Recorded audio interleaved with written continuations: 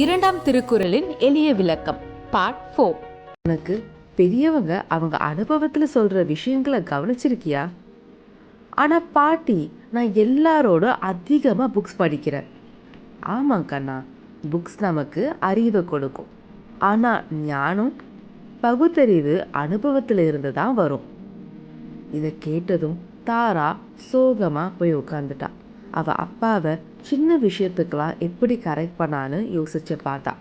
பாட்டி கதை சொல்லும்போது அவங்கள சட்டை பண்ணாம இருந்ததை யோசிச்சு பார்த்தா. அப்ப காத்துல இலைகள் பறக்க ஆரம்பிச்சுது. ஒரு மின்னுற இலை கீழே விழுந்துச்சு. தாரா அதை பிடிச்சா. அதுல ஒரு வார்த்தை இருந்துச்சு, ரெஸ்பெக்ட். தாரா அமைதியா பார்த்தா. அவளுக்குள்ள ஒரு அமைதி வந்த மாதிரி தோணுச்சு. அவ எழுந்து அந்த மரத்துக்கு மரியாதை கொடுத்தா. அவ மெதுவா சொன்னா, நான் இனிமே புத்தகத்தை மட்டும் படிக்க போறதில்லை, ஞானத்தை வளர்த்துக்கவும் பகுத்தறிவை வளர்த்துக்கவும் ரெடியா இருக்கேன்.